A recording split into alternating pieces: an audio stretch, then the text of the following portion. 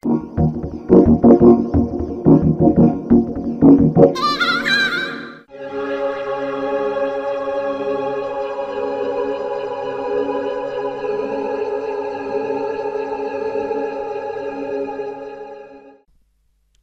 привет!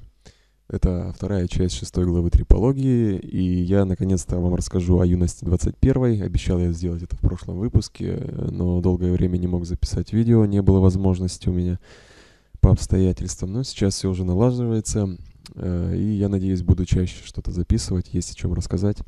Итак, юность 21, самый шумный мой синтезатор, самый шумный, хотя он по годам самый молодой, он 92-го где-то года, наверное, там на шильдике было написано, но в любом случае он новее электроники и том 1501, потому что внутри просто даже по схеме, по деталям видно, что они новее, там польские детали, там конденсаторы уже не все советские.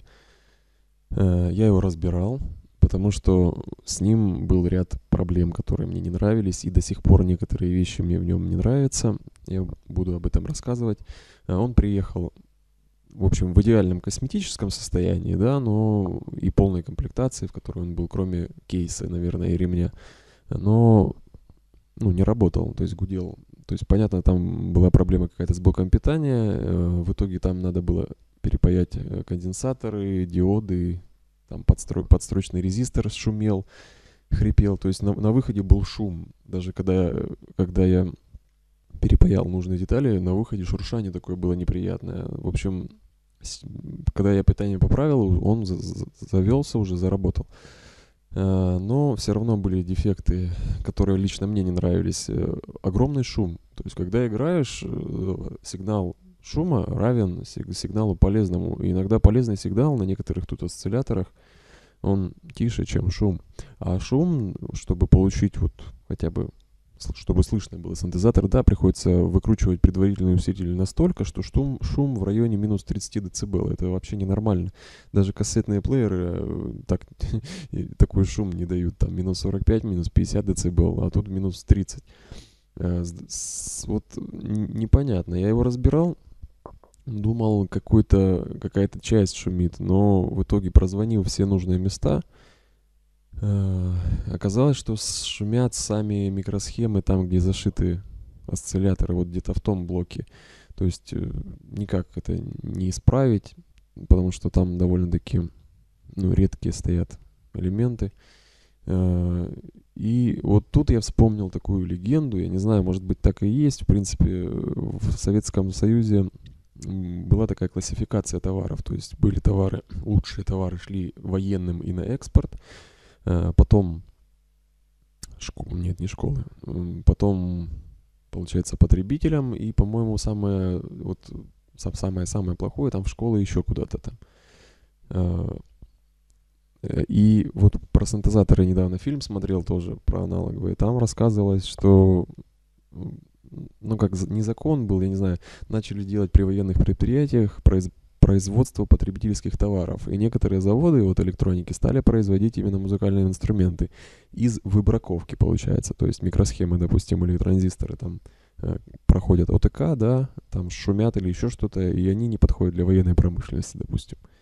И их, видимо, из них и собирали такие синтезаторы. Я так понимаю, что, скорее всего, что-то в этом есть, потому что внутри даже смотришь, детали какие-то немножко топорные, они такие все квадратные, запаяны кое-как, хотя качество сборки хорошее, вот по сравнению с современными. Все изолентой перемотано, все проложено, видно, что ручная сборка именно самого синтезатора, а не схемы. И я там попозже выложу ролик, я снимал элементы, которые я перепаивал, показывал, и вообще внутри показывал синтезатор, я его попозже выложу, чтобы вы посмотрели. Собственно, шум, да. И причем производители знали о шуме, потому что в схеме синтезатора, это то, с чем я боролся, есть noise gate, так называемый. То есть это не подавитель шума, а именно подавитель шума в паузе. То есть когда не идет бесполезный сигнал, он закрывает звук. И что получается? Идет, то есть шум, да, с сигналом. Там сигнал закончился, мелодия, допустим, и резко звук пропадает вообще, с шумом совсем. То есть такой, ну, хлоп. Это вот сильно било по ушам, и в итоге я этот noise gate просто выключил. Слава богу, это там делается довольно-таки легко. Потому что намного приятнее слушать шум постоянно. И, ну, чтобы он не прерывался. Чтобы вы понимали масштабы бедствия, да, так сказать, вот сейчас просто громкость в нуле стоит. Я, чтобы интро, так сказать, сделать, ну, шум выключил. Послушайте, как он шумит сам по себе.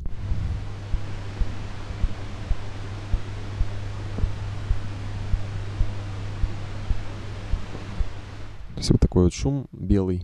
И там какие-то такие щелчочки. Я думал, конечно, что там где-то дефект, но это, ну, сложно объяснить. В общем, они там отогибающие это щелкает, и я их слышу из-за того, что сейчас предварительный усилитель там включен на пхон режим. Пхон этот, который для виниловых проигрывателей, то есть очень чувствительный на микшере. Чтобы как-то услышать этот синтезатор, ну, как бы так, такая беда. Собственно, самый маленький синтезатор. То есть он компактный довольно-таки. Вот, то есть здесь раз, два, три. Три полных октавы, и по кусочку снизу, сверху она как бы разбита. И этот синтезатор, его еще называют кейтар, то есть от слова гитара, да, потому что его можно брать и держать как гитару. У него есть вот такая ручка. И тут вот под ремни есть такие, ну, держатели. И получается, ну, с ним можно как бы выступать на сцене. Отдельно я хочу сказать про блок питания, допустим. Чего сейчас такого не увидишь. Сейчас покажу. Так, вот он, блок питания. Просто сам факт. Тут шнур. Вот, чтобы не соврать, метров 6 от блока питания к сети и метров 5 или 6 от блока питания к синтезатору. То есть там вместе метров 10. То есть, ну, не жалели. То есть очень много. Это, наверное, единственное у меня такое, что я могу его включить в углу там комнаты и пойти в другой угол со всем синтезатором. С наушниками. Ну, наушники здесь нельзя подключить. Ну, удобно. То есть, понятно, вы сделали его именно для сцены. И я вот точно не скажу, но почему-то мне в голове видео группы Нэнси. Там есть клип у них, где кто-то вот с таким синтезатором, может быть, даже с этим выступает. Клавишник их. Собственно, к звукам перейдем, к управлению, к звукам. Немножко расскажу быстренько, чтобы понятно было, что я делаю. Вообще управление здесь довольно-таки минималистичное, так сказать, по сравнению, допустим, с той же электроникой или томом.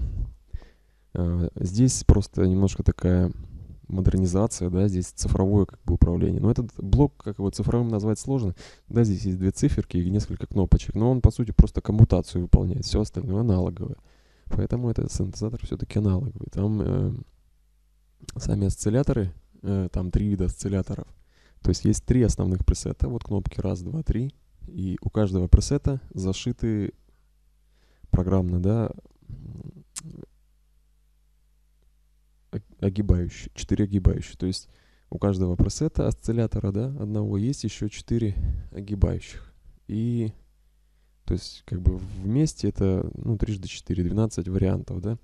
Но они ужасные, особенно после того, как я фильтр чуть-чуть перестроил. Я ими вообще не пользуюсь. То есть они очень тихие и работают как-то странно. Почему я фильтр перестроил там на плате? Потому что вот тут есть ползунок. Резонанс, он у меня почти не работал, то есть, ну, мне не нравилось. Я люблю, когда резонанс, то есть прям фильтр накручиваешь, он заводится, свистеть начинает, а тут он как-то так был зажатый. В общем, я его подкрутил, подстроил там на схеме. Понятно, вот этот был коммутации, и вот первое неудобство, когда с ним сталкиваешься с синтезатором, не можешь понять, почему вот эти два блока не работают, потому что это ручное управление. А когда я включаю, допустим, кнопку 1, то есть первый осциллятор, по умолчанию включается вот эти пресеты. И вот это вот не работает. Работает только вот эта часть. И чтобы вот начать, ну, управление вот этими блоками, допустим, мне нужно нажать 1, потом выключить клавиатуру и выключить пресет кнопки. Вот в конце они. И только тогда заработают вот эти два блока. И каждый раз, когда я переключаюсь, то есть, допустим, на второй осциллятор, мне надо выключить клавиатуру, выключить пресет. Ну, такое непонятное. Неудобно, конечно. С левой части вот здесь такие две черненькие точечки видно. Это тут есть прорезь на них. Это подстройка питча, ну, тона, вернее, синтезатора. Настройка точная с другими инструментами. Верхняя часть и нижняя часть. Да. То есть можно отстроить инструмент. Блок модуляции, то есть это LFO. Здесь классические элементы — это глубина его, скорость и задержка перед стартом. Но здесь есть такая кнопочка, которая позволяет его назначить либо на фильтр, либо на генератор. То есть вот у нас есть синус какой-то, да, с какой-то частотой. Мы можем им модулировать либо генератор, то есть высоту тона генератора чуть-чуть варьировать, вибрату, либо фильтр. Я это покажу. Это удобно. Это действительно удобно. Это такой простенький аналог того, как в каком-нибудь корге, да, переключаешь ты LFO патчем, таким проводом в нужное вам место. То есть тут включатель.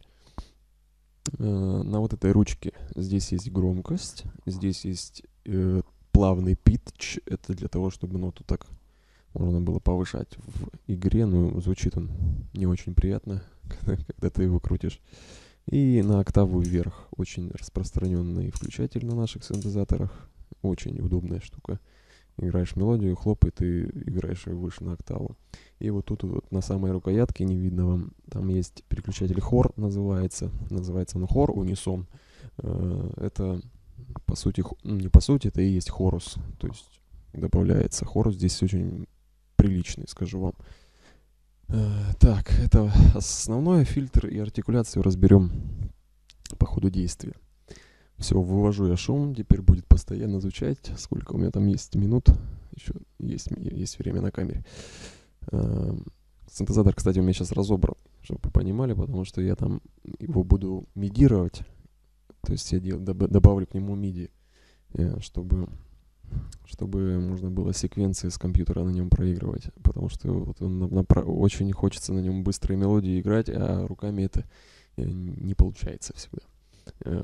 Уже говорил в прошлом видео, я не клавишник, самоучка, поэтому могу ошибаться. Сильно не ругайте. Собственно, ввожу шум наш.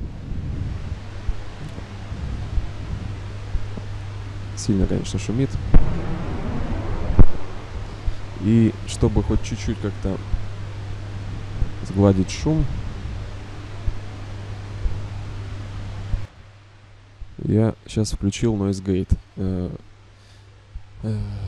Не Noise Gate, а именно шумоподавление. То есть там вот слушаю я, есть кнопка послушать шум, оно создает огибающий. Я уже рассказывал в каком-то видео по этому шуму, и потом его вырезает. То есть хоть чуть-чуть, да, тише шум будет, но минус такой появится, будет задержка у меня в игре с миллисекунд 10, на ощупь это очень сильно чувствуется, мне, то есть какие-то мелодии я могу просто бокопорить из-за того, что задержка. То есть я клавишу нажал, а звука еще нет, особенно на быстрых каких-то мелодиях. Собственно, первый осциллятор я включил, видите, вот сейчас пресет заработал. Выключаю управление клавиатурой и вручное управление включаю. Сейчас вот это все заработало.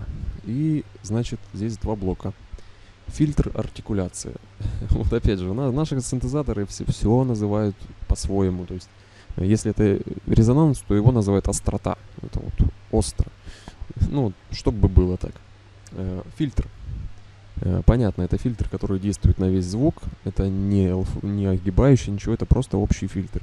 У него есть частота среза, то есть понятно. Сейчас я его закрыл полностью, звука нет. Острота — это резонанс фильтра. И вот этот третий регулятор, я долго не мог понять, что это такое, глубина, зачем он здесь нужен, если здесь уже есть частота среза. Оказалось, что вот этот регулятор относится к вот этой части артикуляции, то есть он вводит вот эту часть в фильтр. И тут вообще такая система, то есть и LFO, и вот эта часть, она может влиять на фильтр, и все это может влиять одновременно, поэтому возможно такие тонкие градации настраивать, сложные патчи, так сказать. То есть вроде бы элементов мало, но на самом деле они все связаны. То есть если сейчас вот этот я выключу регулятор, то вот эти, они работать не будут, кроме затухания вот этого. Артикуляция, опять же, название такое. Оно относится к клавиатуре, то есть возможностью манипулировать звуком от клавиатуры, да. То есть на ум приходит классическое, что это ADCR. Чтобы вы понимали, что такое ADCR, это огибающее, ну, из 4 частей обычно регулятор состоит: Attack, Delay, S, Sustain, R, Release. То есть атака, задержка. Sustain — это вот продолжительность звучания, Release — это после звучания. То есть тут 3 регулятора как бы не хватает, да. Здесь есть атака, да, вот она есть, здесь затухание и уровень. Уровень — это, я так понял, что-то вроде, когда ты, да, жмешь, держишь Sustain, то есть высоты тона. Вот сейчас все они стоят в нуле. Звука нет, есть щелчки. Вот эти, это вот так вот включается огибающая. То есть она там на схеме где-то включается. И из-за большого усиления идет щелчок. Вот, допустим, вывожу.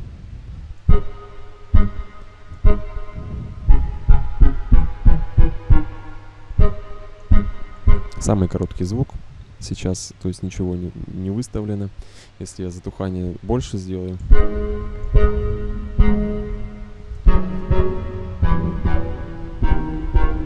уже длиннее, естественно.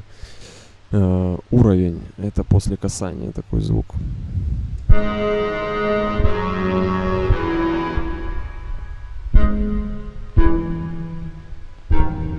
Именно вот Sustain, когда я держу звук, как он будет фильтр, на какой частоте его заглушать.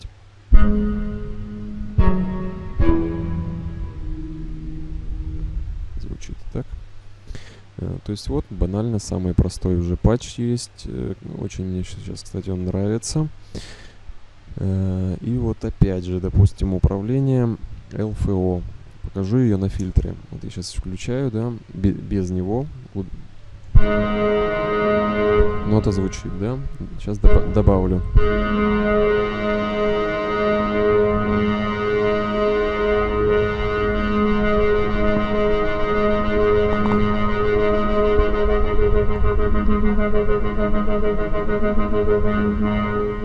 То есть классический фильтр, понятно, сейчас LFO управляет именно фильтром. Опять же, видите, работает и этот блок, и этот блок.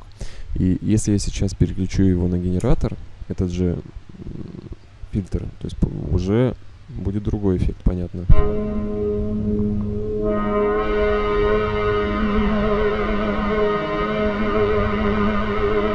То есть он управляет сейчас генератором, высотой тона генератора, и ее добавляет вибрату. Это очень прикольно на высоких звучках каких-то там.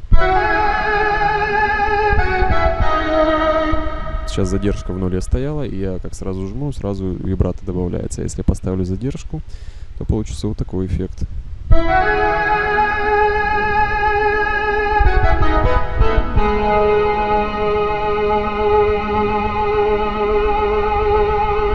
Очень так плавно оно вводится с задержкой. Очень это классно для длинных звуков. Вот если я еще на октаву вверх подниму это все дело.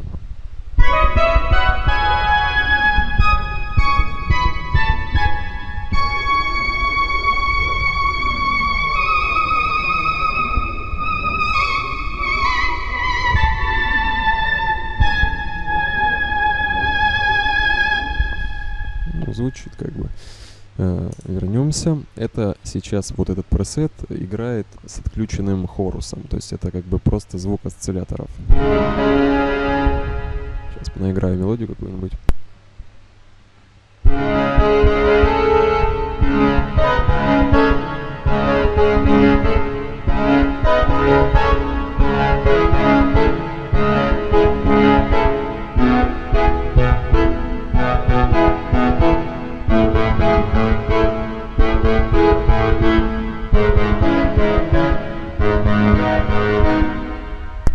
Неудобно играть с задержкой, прям вот чувствуешь себя так странно, когда жмешь, а звука еще нет.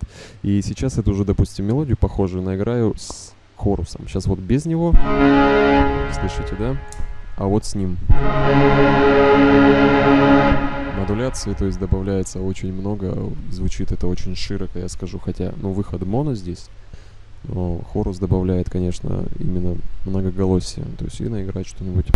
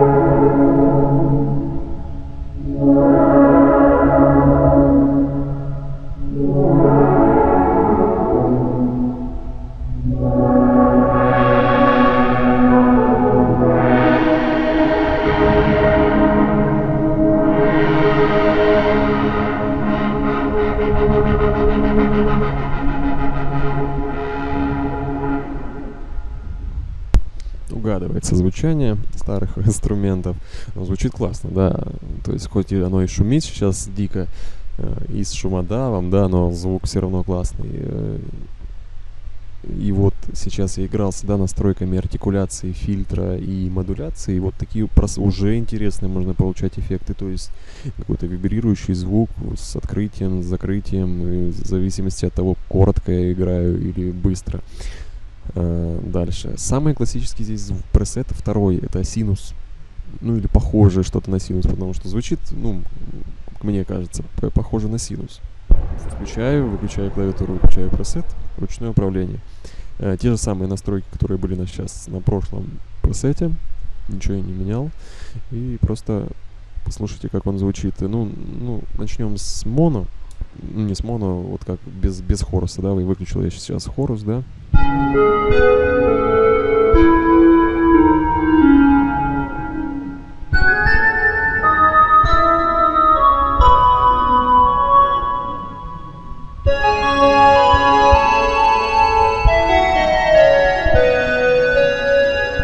Такой звук тоже вспоминается старое. С хорусом, конечно, звучит совсем иначе.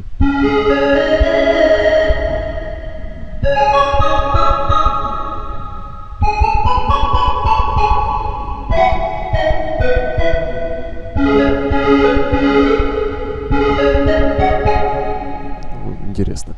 И опять же можно поиграться с настройками.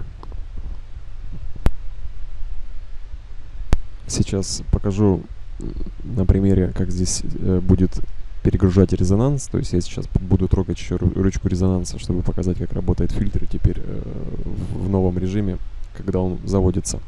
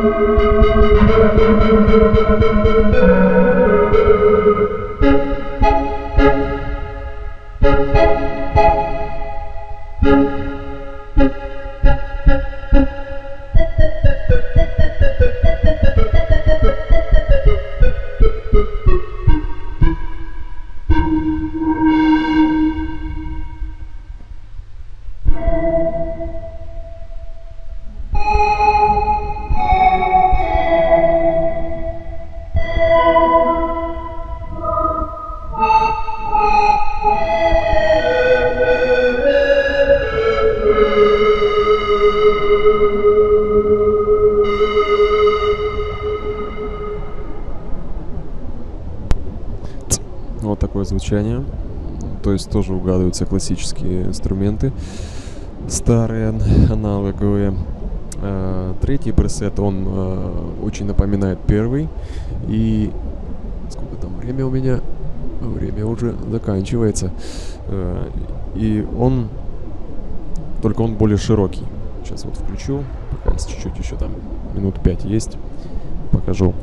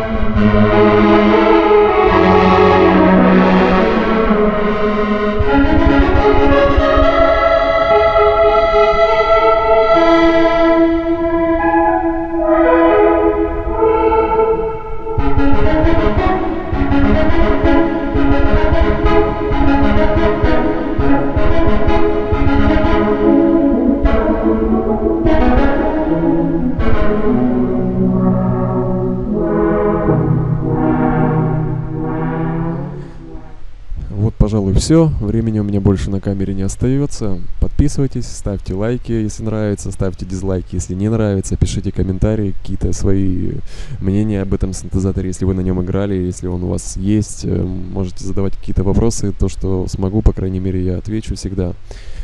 Все, всем успехов, ждите следующий выпуск, уже будет все-таки 7 глава, не буду я делить 6 на 3 части, и так уже запутался в этом всем, и будет очень интересная тема. Все, всем пока.